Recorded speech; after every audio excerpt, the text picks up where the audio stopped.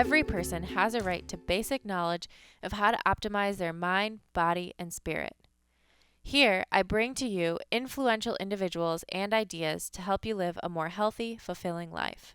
I'm Julie Fouché, and I'd like to welcome you to Pursuing Health.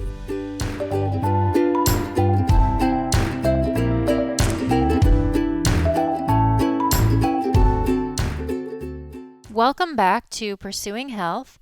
This is episode number 10 with our guest, Jenny LaBaw. Jenny is a two-time Reebok CrossFit Games athlete, finishing 6th overall in 2011, and then going on to win the Northern California Regional the following year in 2012. She was a talented athlete in college as well, playing soccer and track and field. And in addition to being a talented athlete, she's also very gifted as a coach and a trainer, which she's been doing for the past 10 plus years.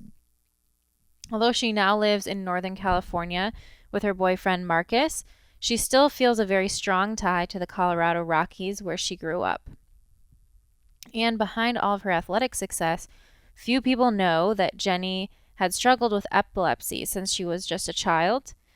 And she started talking about this in 2012 and was amazed by the support she received from the CrossFit community and beyond, and the people that she was able to reach with her story. So now she has embarked on a monumental physical and mental challenge to raise support for education and research for epilepsy. And I had the opportunity to chat with Jenny last week, just before she began this endeavor. And so here we're going to sit down and talk a little bit about her story, what motivated her to do this, and exactly what this adventure entails for her, as well as how we can support her and support education and research for epilepsy. So this is going to be a great episode. I'm looking forward to sharing it with you. And before we get started, just a reminder, if you have not yet, please subscribe to the podcast on iTunes and give us a rating. Let us know what you think. Continue your feedback using hashtag JFHealth and on comments on this blog post on my website, juliefouché.com/podcast. And I look forward to bringing you more episodes like this every other week. So without further ado, let's get started here with episode 10 with our guest, Jenny LaBaw.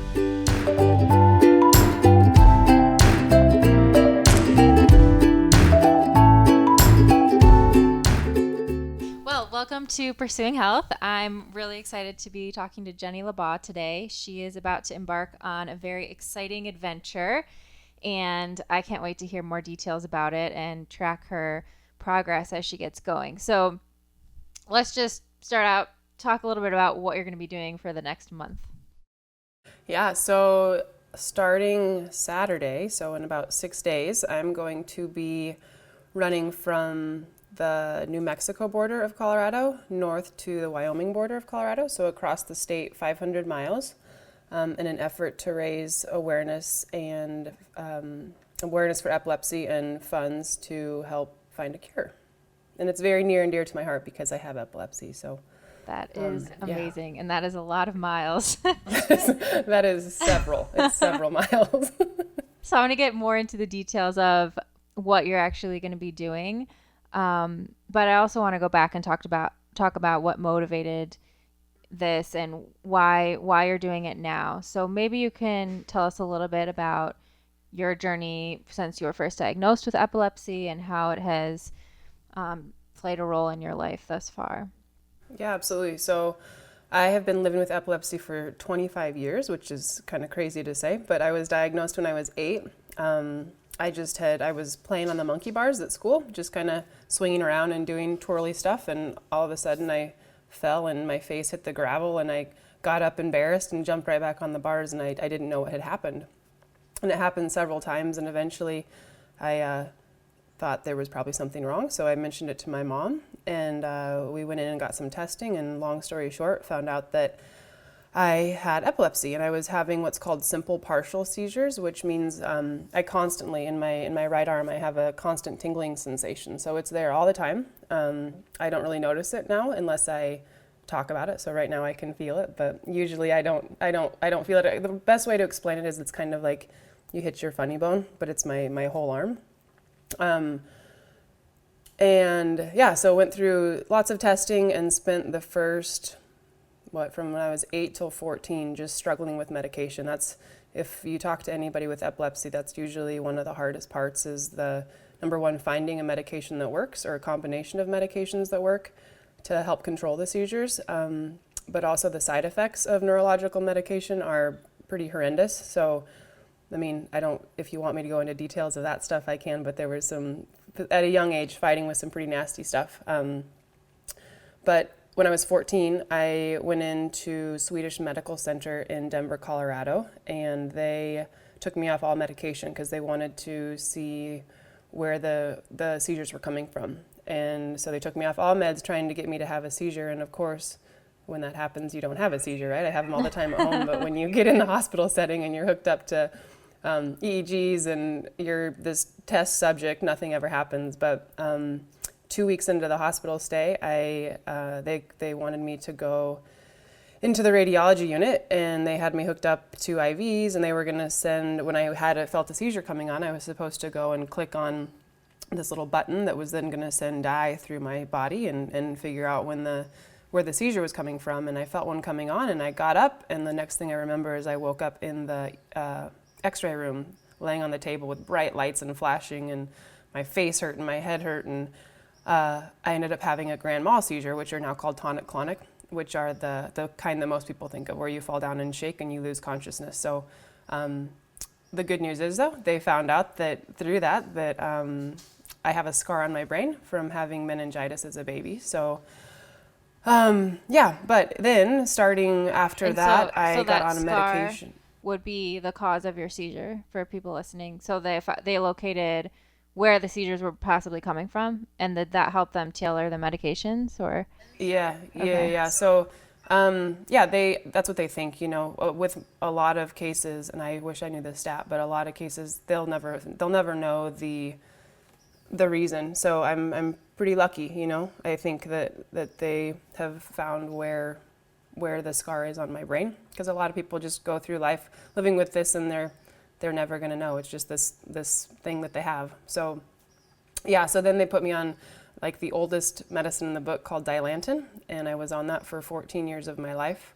And just 2 years ago, when I was taking a break from competing because I broke my foot, so I couldn't compete that year, it was kind of perfect timing to switch my medication, because Dilantin, although was a super successful medication for me as far as controlling seizures, I'm not able to carry a fetus if I was going to have kids, which Marcus and I are getting to that point in our life. So it was a good time to change medication, and so I switched over, and that was, again, a huge struggle and a horrible battle to titrate off of a medication that you've been on for so long and try to get on to a new one. But successfully am now on a medication called Keppra, and have been seizure-free for 2 years, which is awesome.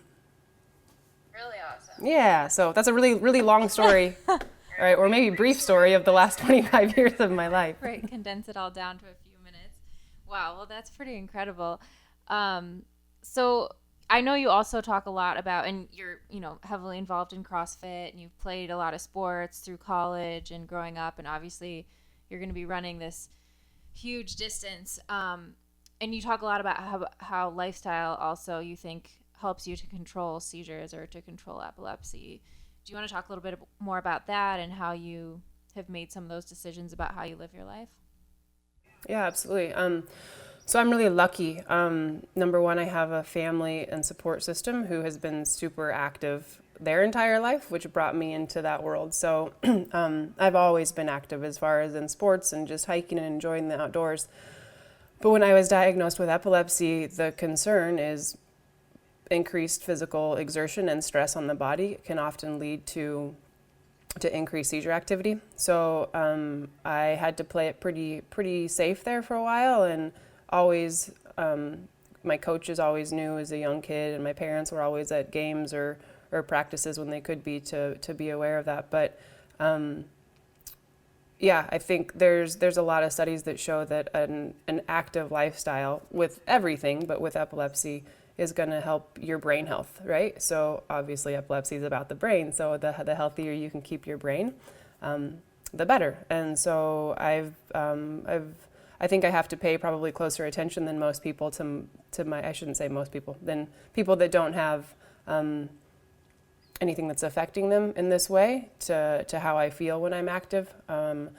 Like when I'm training hard for CrossFit, if I get overheated, that's not going to be a good thing. So I have to pay really close attention to my body temperature.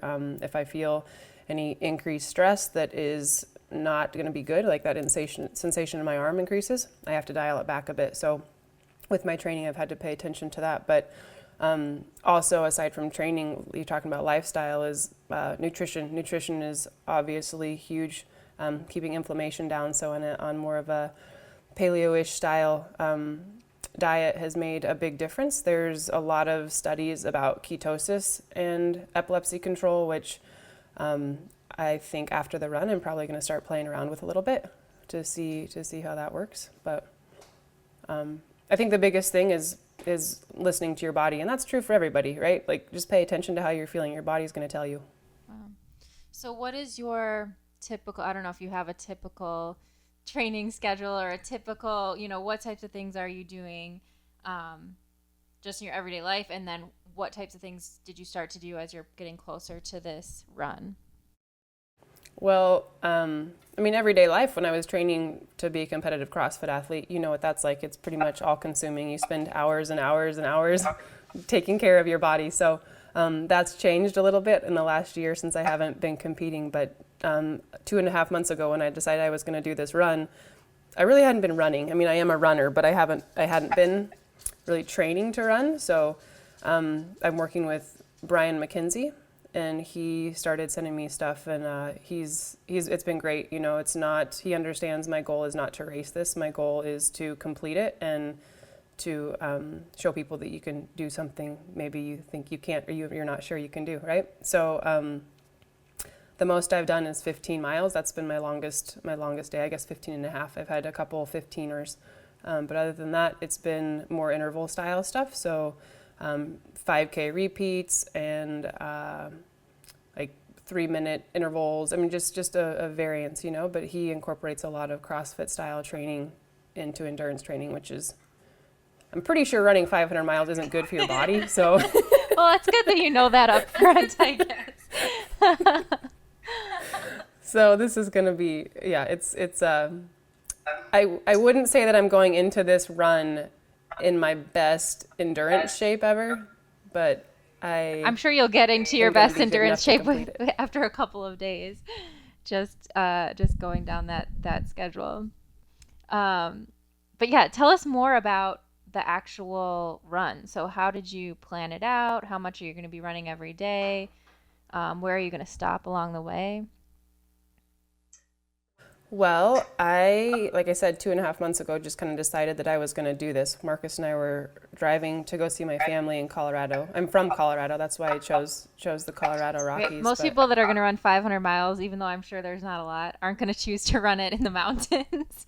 So that is, just an added. It's my absolute love. I think it's like 32,000 feet elevation gain, but it's 27 feet elevation drop. Okay. So the drop is actually probably has me a little more concerned than the actual incline, because going downhill is hard on your body. But I forgot what the question was. Sorry, I distracted you.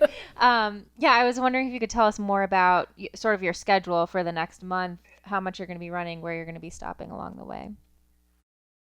Yeah, so on September 19th, Saturday, I'm going to take off from the New Mexico border just south of Durango. And I'm going to be averaging, I think it averages out to be like 17 miles a day, but it varies. I mean, I have several marathon days, and then there's a couple days that are going to be like 8 to 10 miles. So it is, I picked the route just based on the towns, right? So where I could could stop, and there's CrossFit gyms there, so part of it is the PR, right? Like if it was my choice, I would be on a trail where I don't see a soul, but apparently that's not good for actually getting the word out. So I had to pick a route where I was actually going to be going through towns and going through what are community CrossFit, going into CrossFit gyms and telling them. I've got 8 gyms that I'm going to. Durango CrossFit, I'm going to try to remember these off the top of my head. I've got Durango CrossFit, Crested Butte, Aspen, Basalt, Carbondale, Glenwood, Rifle, and Steamboat. So those are the locations where I'm going to be stopping for guest coaching, or I have a pretty big PR event on October 4th at Sopris CrossFit in Carbondale, where some other games athletes are going to be volunteering their time that live in Colorado to come up and be a part of it. So That'll be great. And then I'm taking 4 days, quote unquote, off throughout the entire run. Only 4. One day is going to be for the event at Sopris CrossFit. That's where my mom lives. And then one day is going to be at my dad's house, so I can actually see him. And then there's another 2 days where I'm going to be camping. There's going to be a lot of camping. Okay. So you're going to be camping most nights along the way, or are you staying? Where are you going to be staying? Yeah, it's mostly camping. Marcus got online and found a 4-wheel drive RV vehicle. Basically, it's an F-250 that's been converted into a motorhome. It has like this big motorhome welded on the back of it, but we're renting that, so we'll have that to have a camper bed rather than sleeping on the dirt the whole time. But yeah, I'm not sure how my body's going to feel. So you're going to be camping along the way, stopping at CrossFit gyms. Is there an opportunity for people to join you and run part of your run a leg with you, or? Yeah, absolutely. So unfortunately, Colorado, running through the mountains, there's not a lot of airports, but if you happen to live in the area, it's going to be easier to get to. But there are, I mean, flying into Denver and then driving isn't too bad. But yeah, I'm going to be blogging and on social media all the time, kind of letting people know where I'm at, but also on my website, labawlife.com. There's a link to a calendar. So each day in the calendar will tell you where I'm at, and I can't give you the exact times because I don't know how long it'll take me to run every day, but at least within like a 25 is pretty much the longest, 27 miles is the longest day. So within a 30-mile time frame, I'll be in that area. And then the map is also on the website as well. Okay. So lots of ways for people to support you there at your stops at the CrossFit gym. How can people donate? Where are you trying to raise money for? So I'm raising money for the Epilepsy Foundation, which is, I'm actually an athlete representative for them too, for the Athletes versus Epilepsy campaign. But you can donate from my website as well, labawlife.com, LABAWLIFE.com. There's a donate button there where you can go and donate to the cause. I would be so grateful.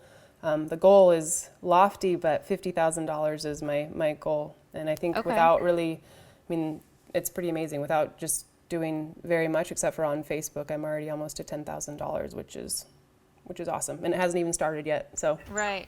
Yeah. Well, yeah, I think you'll be at 50 in no time. I hope so. That's very exciting. And can you tell us a little bit about what this organization does, where their money's going to be going? Is it mostly towards research?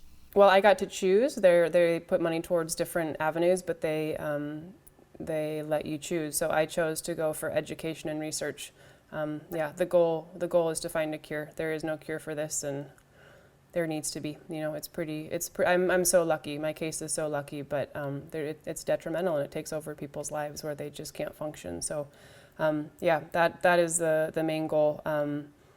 They put their money towards that's their main thing, is research and finding a cure for SUDEP, which is sudden unexpected death of epilepsy, which is also very, very common, and that comes from people having seizures and hurting themselves, like falling on concrete and breaking their heads open, or in the bathtub having a seizure, just all sorts of horrible things, that are totally out of your control. So they're a great organization. I'm honored to be a part of them. Wow. Well, I'm really excited for you. I'm glad that you, because I know even in the past you hadn't really talked much about epilepsy, but I'm so glad that you are talking about it and that you're doing something so big to support and hopefully help find a cure. Thank you. That's something that I'm glad that you brought that up. That there's just a stigma about epilepsy for whatever reason, and as I'm talking to people throughout this journey already, people that are reaching out to me, they've had epilepsy their entire lives and they've not told anybody but their family. It's just it's embarrassing. Sometimes, like I remember as a little kid, I'd have a seizure and pee my pants. Like, you don't want to talk about that. That's embarrassing. Right. That's Right. embarrassing. So, but I feel really lucky that my family and Marcus have been behind me and have given me the strength to talk about it, because even though I have a small platform from my CrossFit world, it's a platform that I can use to get the word out. It's great. Absolutely. And I know even, I've met other individuals with epilepsy who do CrossFit who really do look up to you. And I think you definitely touch more people than you know. So Thank you. Thank you. So much. That's Thank the goal. And I want to close with the 3 questions that I ask all my guests on the show. So the first one is, if you could tell us 3 things you do in your everyday life on a regular basis that you think have the biggest overall positive impact on your health. Oh, wow. You should have let me prep for these, Julie. Sorry. Man. Okay. It's not a test. I You can would say say anything. probably sleep. Okay. Getting good, adequate amount of sleep is going to be much- a big one, which is going to keep your stress down. Okay. How much those do are you kinda one and usually the same. sleep every night? I saw you say something, but I didn't hear it. How much do you usually sleep every night on average? The goal is 8 to 9 hours. Okay. With this jet lag, I got about 10 hours the other day, which is crazy. Good. And probably still feeling tired. Yeah.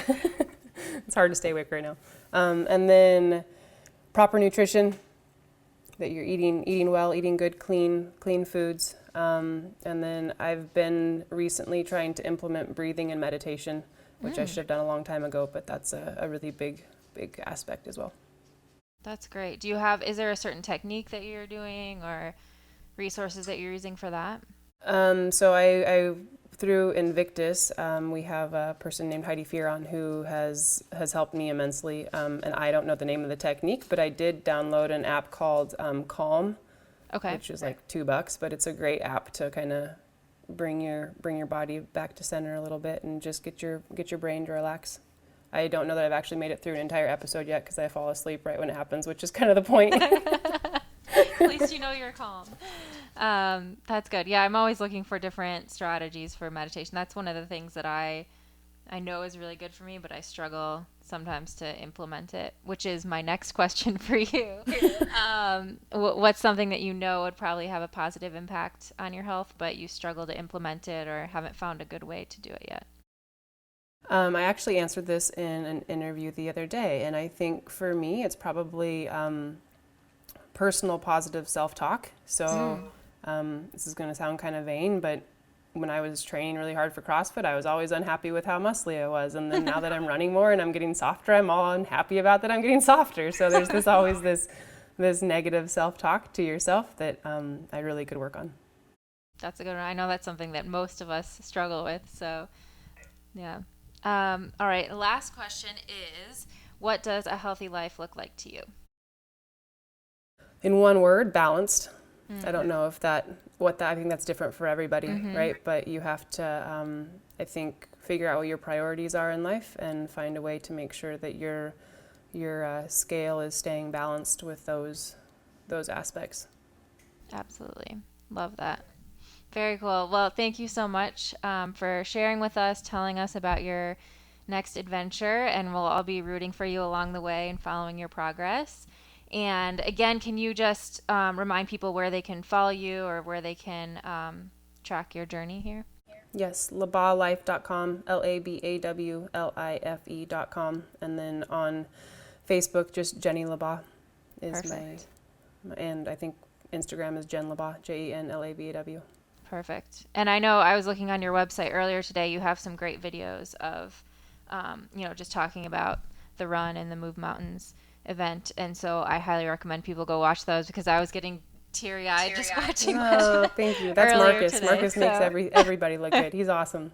But also, CrossFit is getting behind this, which I'm so honored about. So they're going to do 3 episodes. I don't know when they're going to be released, but throughout the run, Marcus and I will be putting things up on social media, and then there'll be 3 big episodes through CrossFit as well.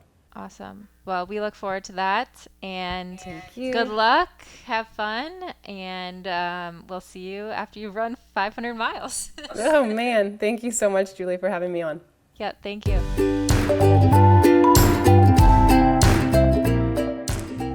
Thank you for listening to episode 10 with Jenny LaBaw. I hope you're as inspired by her story and her adventure as I am. Please reach out to her at some point during this month. Even a word of encouragement through her website, I'm sure, will mean a lot along her journey. You can follow her again at labawlife.com, LABAWLIFE.com. And there you can follow her journey, meet up with her along the way, either at one of the CrossFit gyms where she makes a stop or to run a leg of her journey with her. You can also donate there to the Epilepsy Foundation, help her reach her goal of $50,000, and please support her in any way that you can. So thank you again for listening. Continue the feedback with #JFHealth or in the comments of this post on juliefouché.com. And don't forget to subscribe on iTunes and rate Pursuing Health over there as well. I'll also have some links to videos on this post on my website as well about Jenny's adventures. As I said during the podcast, they're very inspiring videos, and I'm sure you'll all enjoy them. So take a look over there as well if you're just listening to the audio of this episode. Thanks again for listening, and I will catch you next time, 2 weeks from now, on Pursuing Health.